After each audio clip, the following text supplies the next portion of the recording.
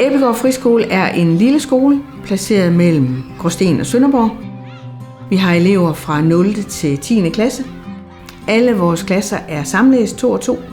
På trods af det, så er vi maks 20 elever i hver gruppe. Jeg hedder Else. Jeg er skoleleder her på Æblegård Friskole, og det har jeg været siden 2017. Vi har 4 grundværdier på skolen. Trivsel, så man er tryg og kan lære. Fællesskab, fordi sammen når vi længere.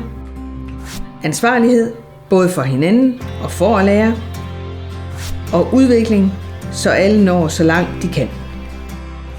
Vi er en lille tryg skole med plads til forskellighed og plads til at finde individuelle løsninger, der hjælper det enkelte barn. Og vi prioriterer et meget tæt skole-hjem-samarbejde. Vi har en række faste traditioner fordelt hen over skoleåret. Blandt andet har vi lejrskole for alle elever hvert år. De mindste er på hjemmelejr på skolen, de lidt større tager rundt i Danmark, og de ældste fra 7. til 10. er i udlandet hvert år. Vi tilpasser det faglige niveau efter det enkelte barn, sådan så alle udfordres der, hvor de nu engang befinder sig fagligt. Samtidig arbejder vi for at understøtte børnene socialt, fordi vores mål er, at de også udvikler sig som hele mennesker.